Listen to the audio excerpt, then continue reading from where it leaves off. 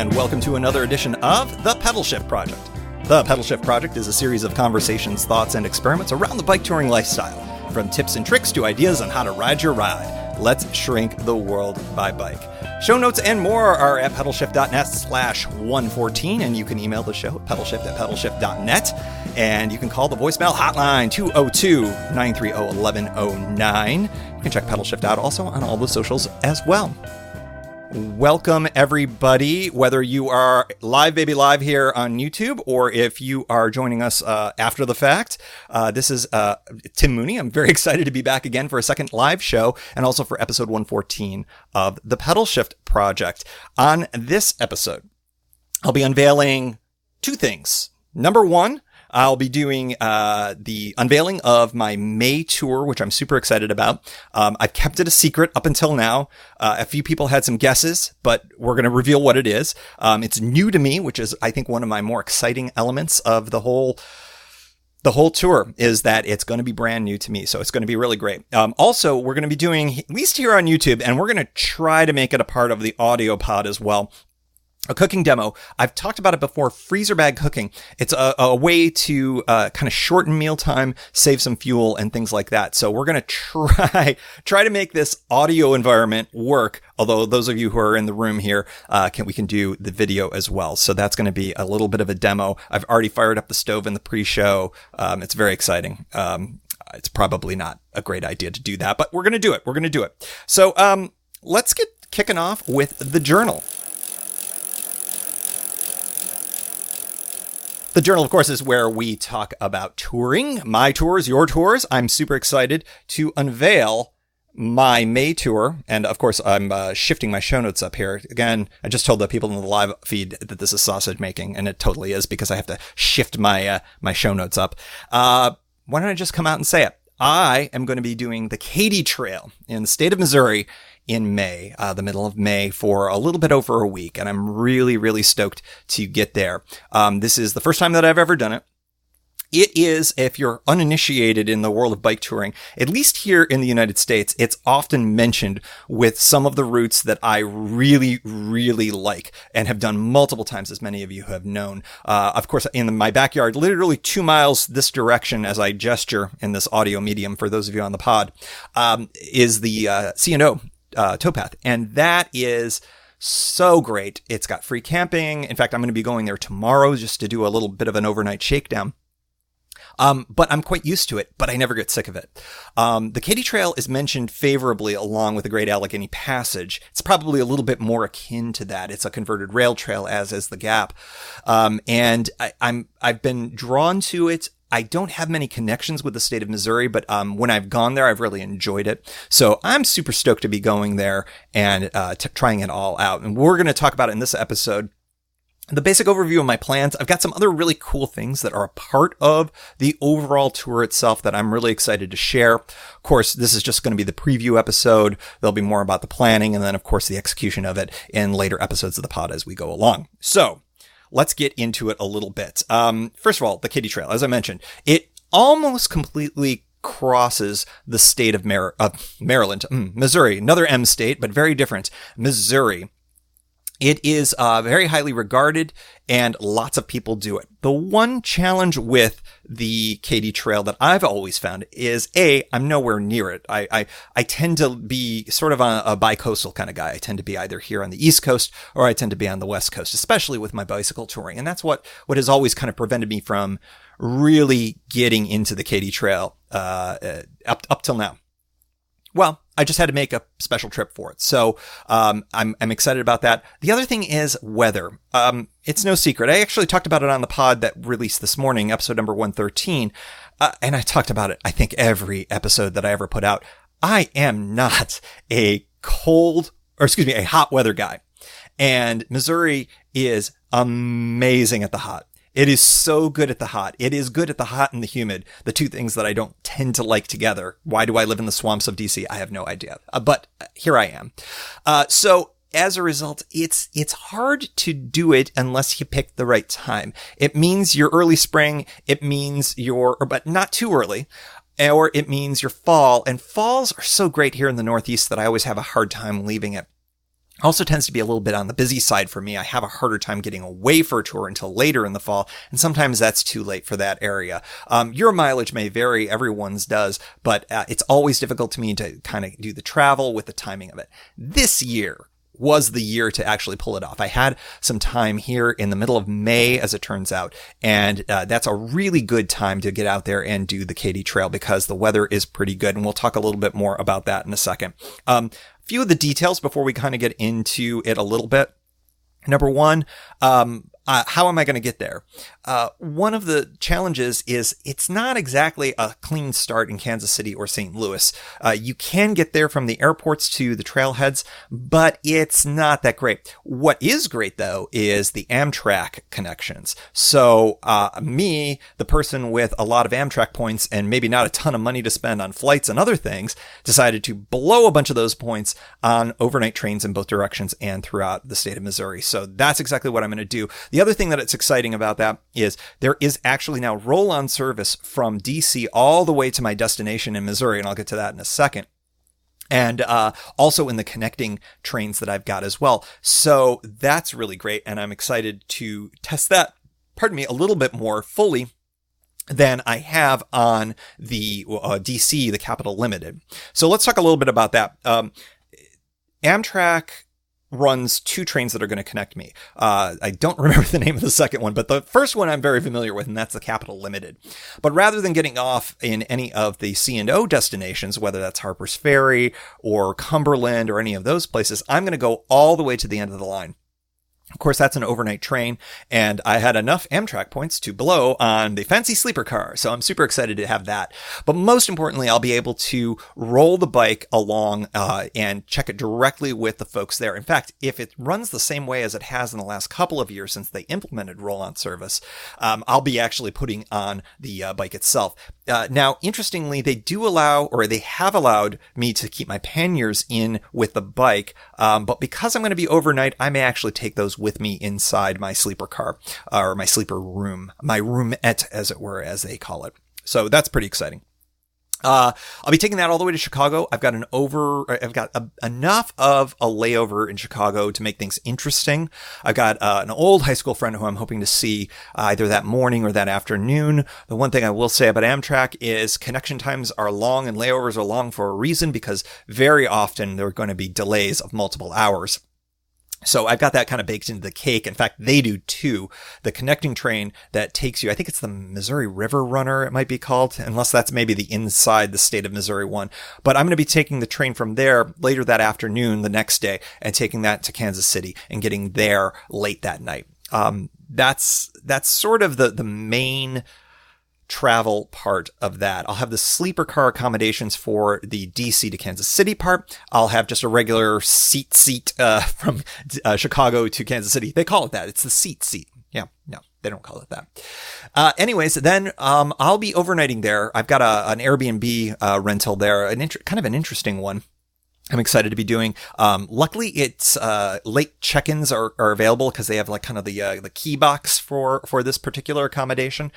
I found that hotels in downtown Kansas City were, like many downtown hotels, a little bit higher price than I wanted to pay necessarily. Also, they're not really always great with bikes. They were also a little bit further away from the train station than I would have liked. This Airbnb is about a mile away. So even though I'll be getting in around 10 p.m., 10:30 p.m., it's going to be a quick and easy ride. And in some ways, a late night ride in a downtown area is a lot easier because the traffic is much lower than at other times. So I'm totally fine with all of that. Of course, Kansas City, like many other large cities, has great bike lanes. So I'll be taking advantage of those to get to my Airbnb that night. I'll be taking a train the next morning. So I get in late, ride from the train station to my Airbnb, sleep, get up early in the morning because it's an early morning train, ride all the way back, that whole mile, back to the train station. You can see why being close to the train station is kind of an important thing. And then I will be taking the train to, please forgive me, Missourians, if I mispronounce names of your cities. It is just because I'm a terrible pronunciator of city names, as everybody from the Pacific Northwest learned in the last couple of episodes. Sedalia, I think it's Sedalia, Missouri. I'll be going there. That is the closest city, town, whatever, with an Amtrak station next to the trail, the Katy Trail. And it's very close. It's right there, on the western end. And so I'll be going west to east. Well, not quite. Because I'm a completist, or a near completist, I decided that I wanted to at least start on one end of it, even if I couldn't finish on the other end. And we'll get to all of that in a little bit. So I'm going to be riding from Sedalia back west to the western terminus in the town of Clinton, Missouri. The other great thing about Clinton is that I hear it's one of the best of the trail towns. There's a good kind of chamber of commerce or some other type of area that's also very good for camping as well. We're going to get into the camping in a couple minutes here. But that's going to be how I backtrack. And then I'm going to be working my way all the way east, nearly to the end eastern terminus. And the only reason why I'm not is because of just the nature of where the cities are and where the best access is to the Amtrak station. So I'll get to that in a little bit, but I'll be riding almost the entire length of it. I'm going to be double backing I think it's about 35 miles of it. So I'll be riding distance wise, I think more than the full length of it. Plus there's always little side trips and things like that. Again, I'll be getting into that as well. Highlights. I mean, I think that there's a bunch of them. Clinton, I hear, is really great. Really excited about Jefferson City. For those of you who, I think I've talked about this, I used to teach law for a nonprofit years ago.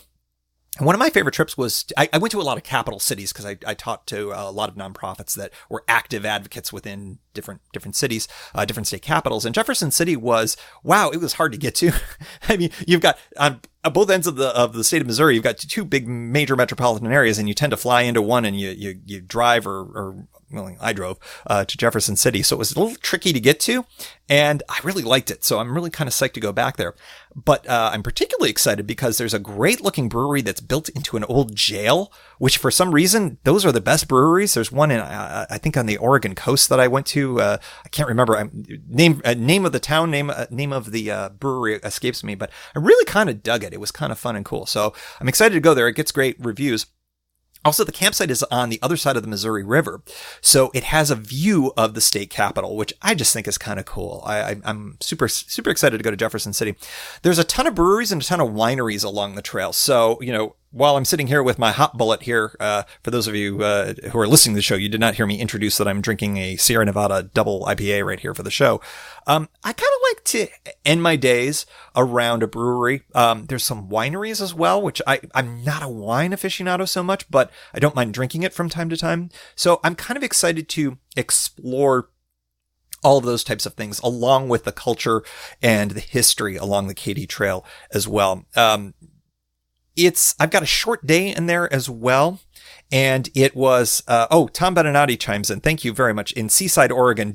Tom, if you remember the name of that brewery, I would love to give them a plug because they were kind of a cool place. It was built in an old jail. It was in Seaside. I remember it. But getting back, I've got a short day also in there, that gives me a chance to sort of enjoy the ride a little bit more. It's only a 10-mile ride, and it's around a town where I believe there's both a brewery and a winery. So I'm going to try to explore that part of central Missouri a little bit more by taking a shorter day, not a 0-mile day, but a pretty short day as we go along there. So I'm kind of excited about that. Like I said, I'm not going to be completing the trail fully to the east. I'm going to be ending in St. Charles, which is a town that allows for a reasonable bike ride to the town of Kirkwood, which is the site of a pretty easy to get to Amtrak train. I believe that's the Missouri River Runner as well. Tom forgets the name of the, if only we're connected to the internet and could figure out what the name of the Seaside, Oregon brewery is. Perhaps we will figure that out, but I'll put it in the show notes at the very least for sure. So in Kirkwood, there's an Amtrak station. There is one in St. Louis as well. Unfortunately, and my intention was that I would take the train back from St. Louis back to DC, in some way, shape, or form. But the train that goes from St. Louis to Chicago does not have roll-on bike service. Amtrak is trying to do that for all of its long-distance trains, but that line has yet to have it, or at least it didn't when I was booking this trip. So I have to go all the way back to Kansas City if I want to maintain the status of roll-on service for all of it, which I do. So I'm going to be taking the train from Kirkwood back west to Kansas City, overnighting in Kansas City, and then reversing course and doing the same lines all the way back. Largely because I don't want to check the bike. I don't want to have the hassle of putting it in a bike box and all of those other things. I've done it before on Amtrak. It's easy. They're very good with it in my experience. I just don't want to be bothered with it. I want to support the lines that have the roll-on service because I'd like to see more of it throughout the States and elsewhere as well. So that's that. I'll be coming back to DC. Another early morning train out of Kansas City up to Chicago. Overnight in the little roomette, little jobber from Chicago back to DC. And that's the end of the trip. It'll be a little bit over a week. Super excited about it. As you can probably tell, a lot of this is as much fun about the getting there with the Amtrak part of it as it is about the riding. But I've heard so many good things about the Katy Trail. It's on so many people's bucket list. Somebody said that it's on your bucket list in the chat room here. And it certainly was for me as well. I don't think I can do a podcast about bicycle touring that's primarily based here in the States and not hit the Katy Trail at some point. So super excited about that. Other things I'm excited about. That's what they call in the biz a segue, kids. I'm excited the fact that it's the Katy Trail in the first place. As I mentioned, I can't do a podcast about bicycle touring in the United States and not do the Katy Trail. It's been on my list for a while, and I talked about that at the top of the show. I'm also excited about mostly crossing a state by bicycle again. Now, of course, I did that a few years ago on the Erie Canal Trail. That was a true bucket list for young Tim, who grew up in Western New York, not far, a stone's throw away from the Erie Canal towpath.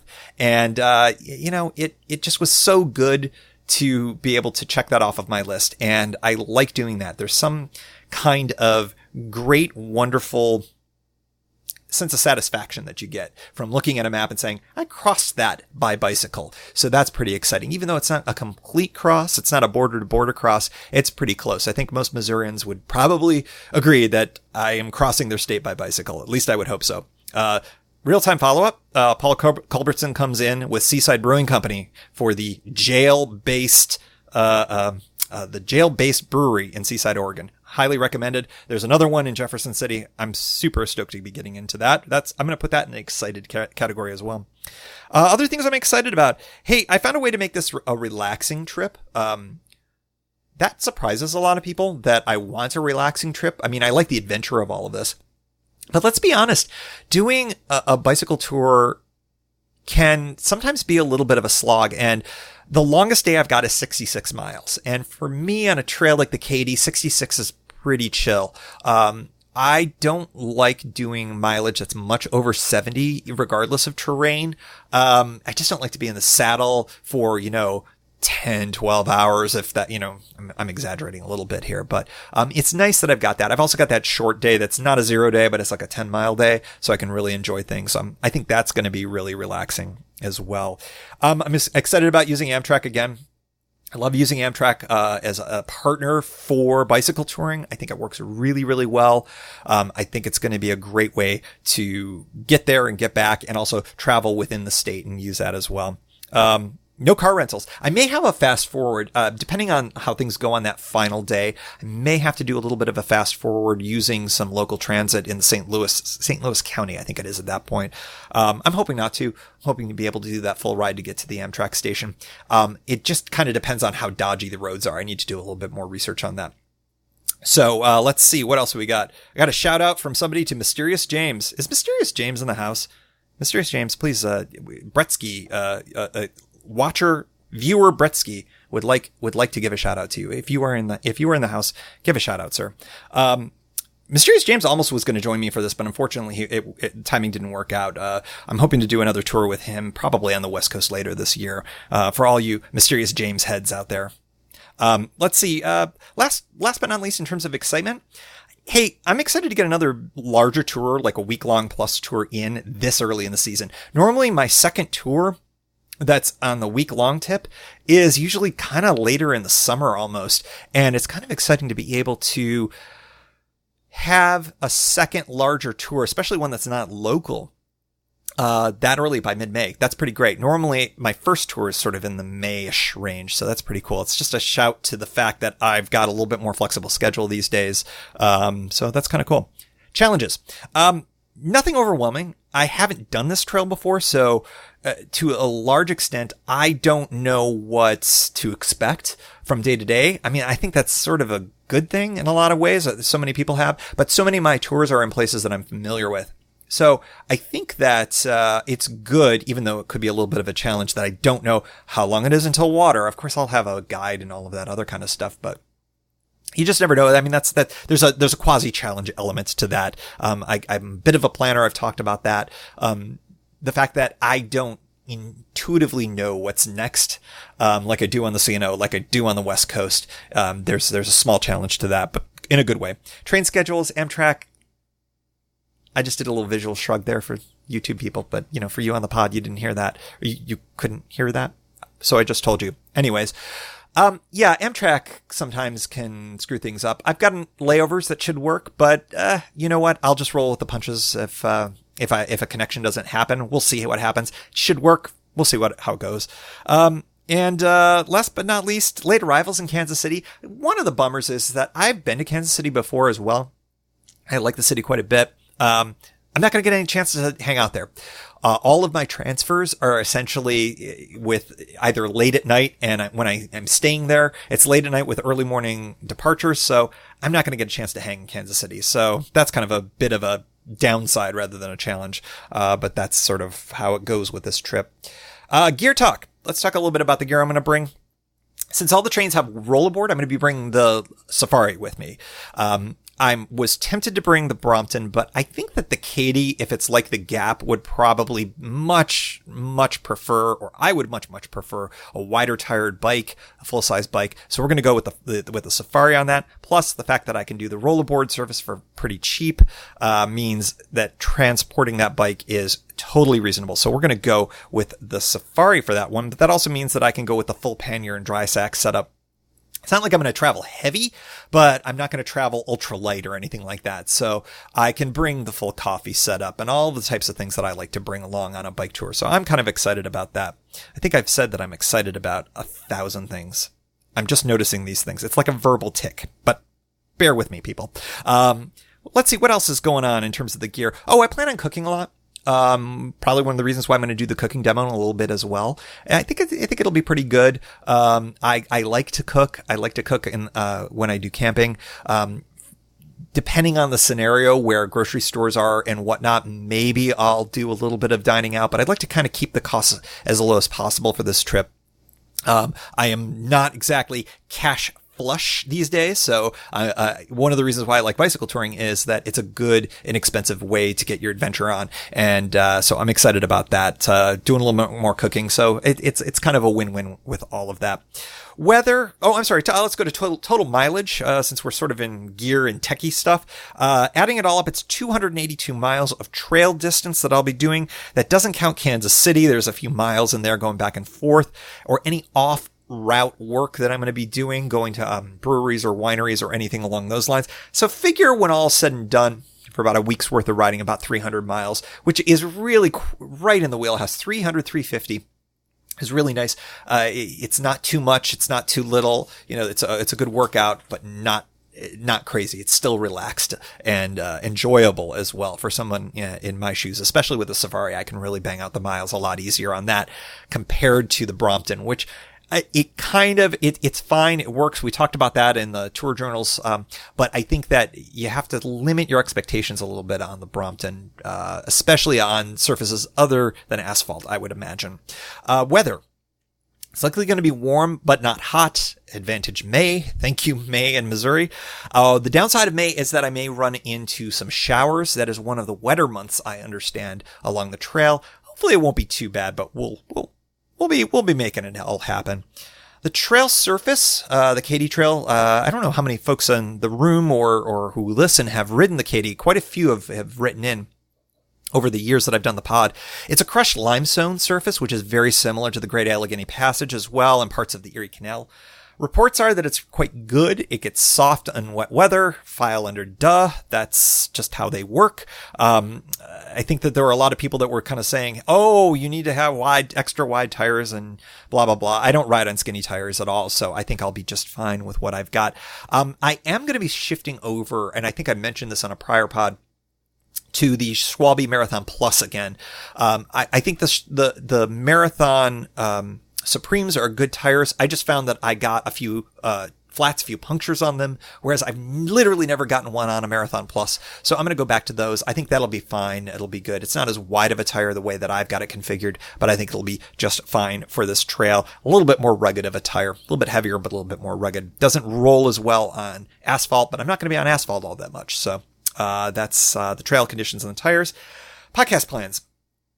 I haven't sussed it out completely, but I do think, I know for sure that the 10th volume of Pedalshift Tour Journals deserves to be something newish. So I'm here to say that Pedalshift Tour Journals Volume 10 will be the Katy Trail. I just don't know exactly how I'm going to be putting it out. I don't know if I'm going to do it the way that I've done it before, where there's quasi live versions of it. Or if I'm just going to do it like I did the last time, where I recorded and then just put it up as episodes of the podcast of the Pedalshift Project. So we'll kind of figure that all out. But Pedalshift Tour Journals Volume 10, the Katy Trail, is definitely happening.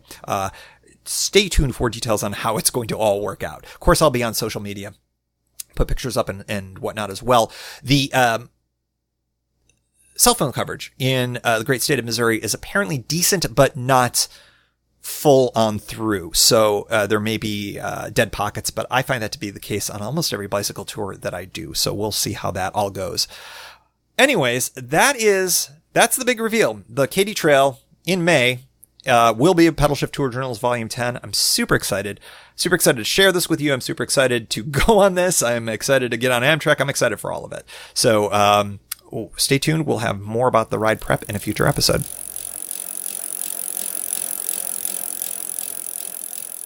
Next up on the show is the lab, and the lab is where we talk about experimental stuff. We have not done an episode with a lab segment in a very long time. I'm super stoked to bring this along. We're going to be doing a cooking demo. So if you're listening to the audio version of this and it manages to survive to be in the pod, great, awesome. It may be a little bit more visual. I'm going to try my best to make this work in the audio environment by at least describing how things are going to be going.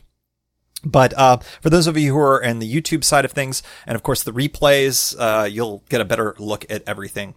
What I'm going to be talking about today is how I like to make one of my go-to meals. It's inexpensive, it's easy, and it takes advantage of a technique called freezer bag cooking, which I was introduced to by Mysterious James. There's another shout to Mysterious James.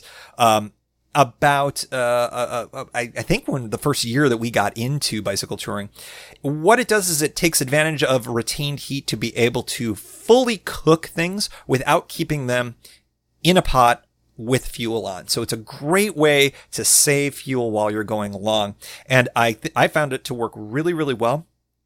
And it even helps you be able to cook pasta all the way through, especially small pasta like the one we're going to try here today. Yes, folks. One of my favorite meals is mac and cheese. Mac and cheese, but fancy mac and cheese. So here we go. What we're going to do is I'm going to start by adjusting the camera somewhat. So again, those of you playing the home game, I'm going to try to keep this working here. All right. So the folks who are watching the home game, they're getting a modified view of my my kitchen here. And what I would say is that you've got a few things going on here. Number one, you've got your box of mac and cheese. One thing that I recommend for folks when you are going out and you go to the grocery stores and you don't want to carry the bulky stuff, what I often do is I suggest you take the box and you put the pasta inside of a quart-sized freezer bag. These are the things that you're going to be cooking in as well, and I think it works out really, really well. It gets rid of the extra bulk and the extra kind of mass. I find that works out pretty well. And then, of course, if you've got the dry packet, you can stick that in with that as well. A lot of folks like to get the mac and cheese with the fancy creamy sauce that's already kind of creamy. I find that that's a little too much for me. I don't tend to like it all that much. So I like going with a powder, and I'll tell you why in a little bit too. Audio medium. You got to hear the pasta go into the bag. So again, the freezer bag, again, quart size. I don't know if you're in a metric country, what they would call this. It's probably some amount of milliliters.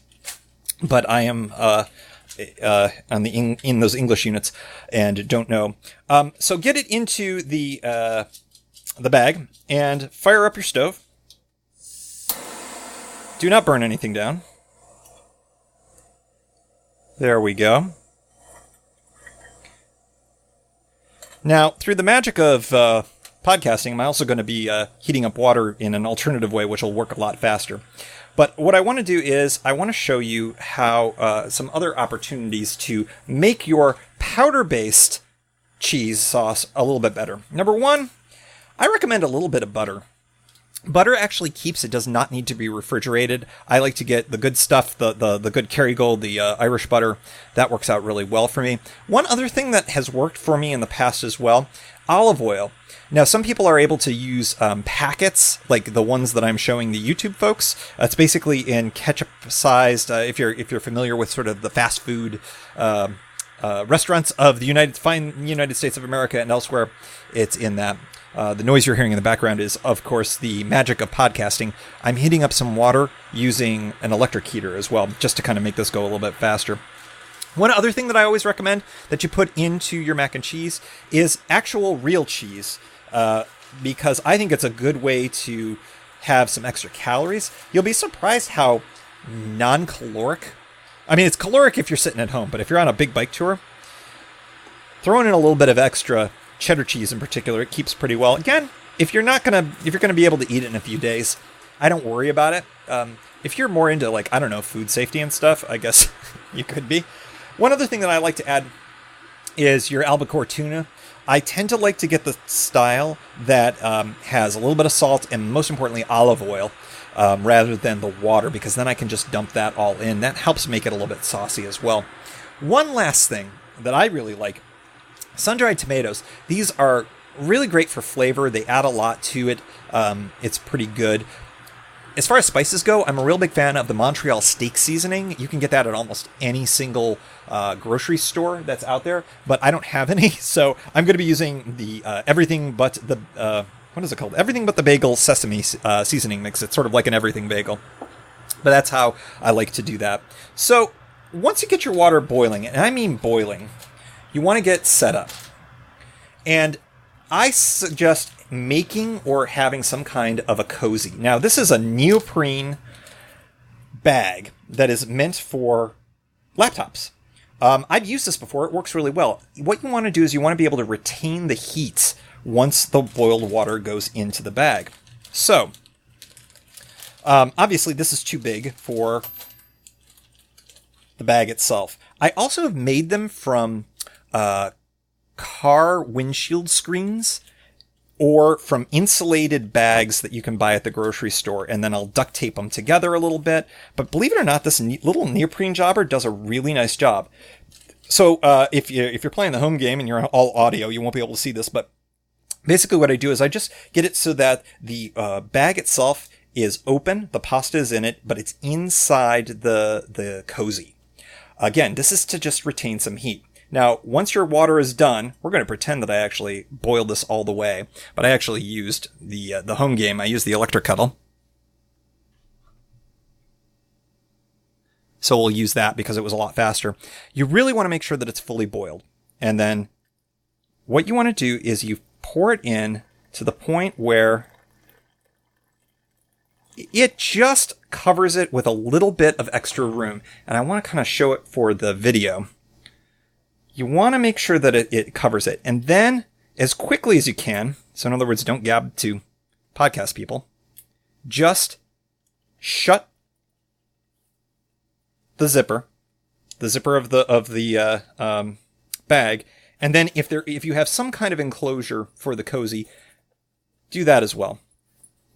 And then what you want to do is you just want to let it sit. And it's going to take a little while. Normally, when you're boiling up a bit of pasta, you're probably going to be boiling it for, maybe 5 minutes to 10 minutes. It sort of depends on what altitude you're at and how hot you're actually getting the water. When it comes to this, it's actually going to take about 15 minutes or so. Really, and you're going to really want to get in there, and you're going to want to look all the time. I would recommend that you don't do that. I'm going to move the camera up since we're kind of literally watching pasta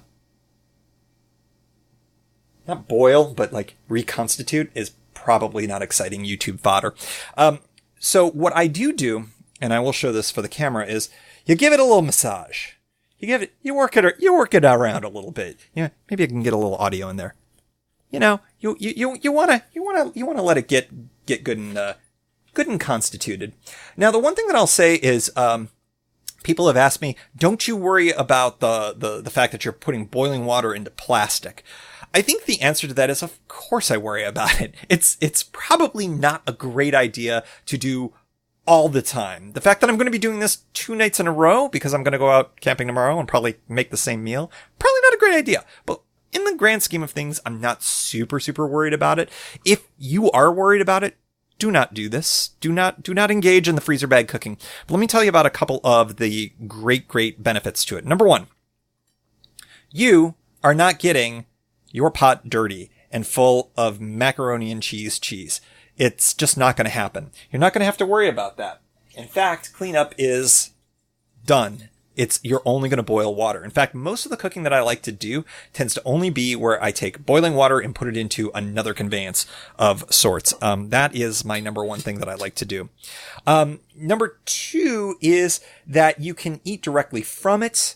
That is another great thing. So you don't have another dish to worry about getting all messed up. I like that a lot about freezer bag cooking. The one thing, and I've talked about this, man, this might have been one of the earliest podcasts where I talked about freezer bag cooking. It could have been in the single digits of the Pedalshift Project. If you're at all interested in environmental issues, throwing away plastic is kind of a crappy thing to do. I try not to do it very often, but when I'm on tour, I also realize that there are some things that I'm going to be doing that aren't going to be consistent with the values that I have otherwise. I'm not sure if that is a really great idea, but that's just how it is. I think I've come to terms with it a little bit. Some other things that I would say about freezer bag cooking is it doesn't have to be pasta. In fact, I would say pasta is probably the hardest one to do. I've done it with larger pastas than the shells that you saw with mediocre results. The larger the thing that you're trying to reconstitute with hot water, the harder and longer it takes for it to work. So if you don't mind not quite al dente pasta, this is definitely the way to go for you. If you are, you like real mushy pasta, this is definitely not the way that I would go. One other thing that I would say is if you are given all of the cons to freezer bag cooking, if you're just sort of like, yo, Tim, I am out. I don't blame you. But one thing that I would say, and I'm going to go get my pot back again, is you do not need to keep the heat on your pot the whole time that you've got the pasta in there. In fact, I think that because the often metal pots, hopefully it's all metal. I don't know if you would be using something else. They retain a lot of heat after they are fully heated. So another way to conserve fuel would be to get the water up to boiling, put in your pasta, maybe give it a stir while the heat is still on it, but turn that off and put a lid on top of it. It's not the same as the cozy that I demonstrated, but it's going to retain some heat, and then you don't have to keep the heat on it. That's going to be a very helpful thing. If you're doing something less than pasta, if you're doing rice, if you're doing couscous or anything like that, you really don't need to keep the heat on it. It may even cause stuff to stick to the bottom, which makes your cleanup even more nightmarish than it normally would be. So consider that. Use freezer bag cooking techniques without using freezer bags might be a good solution for you as well. Once the pasta gets more reconstituted, and I don't think I'm going to be doing the full version of the demo for you, but what I would do is I would pull it out. Well, let's just see how it looks. And then start mixing in some stuff after you drain it. What you'll find is that the water, see, that's, for those of you playing the home game, it's actually reconstituting pretty well. It definitely needs a little bit more time in there. But what I would do is I would drain that pasta water. And let's be good stewards here as well. If you are in an area where there's wildlife, you're going to want to be careful about what you do with that water. Dispose of it in a way that is consistent with sort of the area that you're in. If you're in a place with real deal wildlife that would want to come and eat you, I would definitely recommend you do this well away from where you're sleeping. That's just best practices, of course. But drain that water out. And then you're going to be starting to add some of the things that I talked about before. If you've got the cheddar cheese and you want to do that, one thing I would say is, for those of you who are watching the video, you're seeing that it's one big large chunk. You really want to do as best as you can to dice this up really small. You'll want this in as early as possible, because if you want it to melt, you want it at maximum heat. The other thing that you'll want to put in, of course, is the butter or the olive oil that you've got. I usually hold off on the seasonings until the very end, because sometimes a little seasoning goes a long way. And I have, from time to time, dumped in too much seasoning, and that is a real drag when things go like that. Last but not least, I would put in, if you're going to rock the tuna, if you're going to rock the sun-dried tomatoes, put those in kind of at the very end as well. Again, the more that you can maximize the heat retention in that cozy, the better for you, because then it's going to really work on getting that pasta reconstituted. So don't add this stuff in until the very end if you don't have to. For stuff that has to melt, like that cheese, you'll do that right away, right after you throw that in there, and then that will all work out really well. So again, seasoning at the very end, sort of on top of things. The one fun thing about freezer bag cooking, again, if you're down with it, using it also as your eating appliance, is what I often will do. And I wish I had a second. Oh, I can use the cheese bag, which is not a quart size, but you'll get the point. What I will often do is I will put the bag full of food, and for those of you watching, you can fold over the top of the bag and then be able to get in, and I put it inside the pot itself, and assuming that the pot is cooled down from when you boil the water. And then you can actually eat right out of it.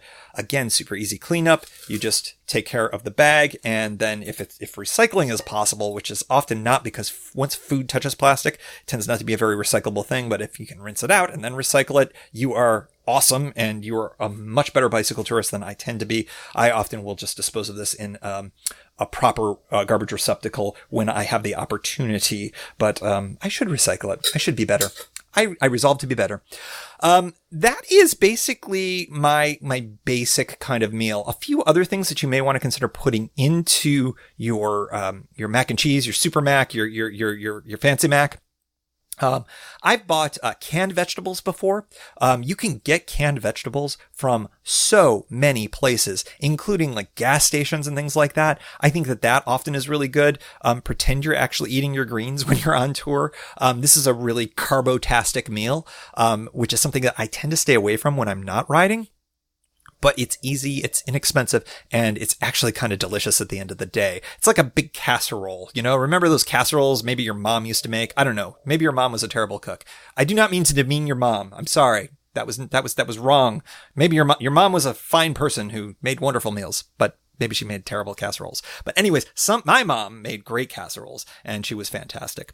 So anyways, that's kind of freezer bag cooking. I just saw Vince LaGreco chimed in. He says, I found bags on a site called Make Your Own Gear that are bowl shaped that make eating freezer bag meals easy and make adding the water easier too. That is really cool. I'm going to have to check those out, Vince. Thank you very much for that. I think that the one nice thing about this technique is freezer bags are available liberally throughout the United States and around the world. Again, you don't want to get these kind of more sandwich bag style. This is what the cheese was in, the one that I demoed for you. It's too thin. Boiling water will break through this, and you do not want that. It will definitely also put bad plastic into your system. Whereas, of course, freezer bags are made of magical plastic that do not put microplastics into your body. I'm starting to talk myself out of the whole freezer bag thing. Anyways, it works really well, and I'm still here. I'm not dead yet, and it makes wonderful meals. So that is freezer bag cooking, and I'm curious if you, like Vince, have other ideas that are either aligned with freezer bag cooking or finding other ways to save on fuel when you're out there, or if you've got ideas for camp cooking. I would love to talk about that more on the pod. I've talked about it a little bit. You can see if you're watching the YouTube version, I'm pointing at my dehydrator right there. I use that quite a bit for all sorts of different meals that I will dehydrate and take with me for overnights on the C&O and things like that, because it can be really helpful. And freezer bag cooking can be really helpful with things like that. So if you've got other ideas, chime in, call the voicemail hotline, or email the show. Would love to hear from you.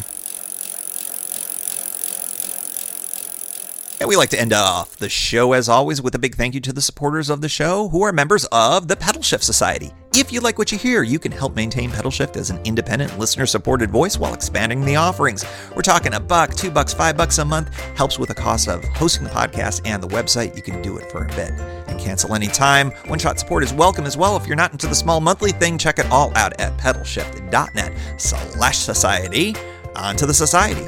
Ethan Georgi, Kimberly Wilson, Caleb Jenkinson, Cameron Lien, Andrew MacGregor, Michael Hart, Josiah Matthews, Keith Nagel, Brock Dittus, Thomas Skadow, Seth Krieger, Marco Lowe, Terrance Manson, Noah Schroer, Harry Telgadas, John Sikorski, Richard Killian, Chris Barron, Brian Hren, Mark Van Raam, Brad Hipwell, Paul Mulvey, Stuart Buchan, Todd Stutz, Mr. T, Roxy Arning, Nathan Poulton, Harry Hugel, Stephen Dickerson, Vince LaGreco, Ruth Divorcey, Michelle Miller, Matthew Lewis, Michael Baker, Billy Crafton, Paul Culbertson, Scott Culbertson, Matt Perry, Danielle Jepson, Cody Florchinger, Tom Beninati, Bobby Ruppel, Roy Everett, Greg Braithwaite, John Mayer, William Cairns, Sandy Pizzio, and Derek Wagner. And thanks also to all anonymous and past contributors for helping make this show happen.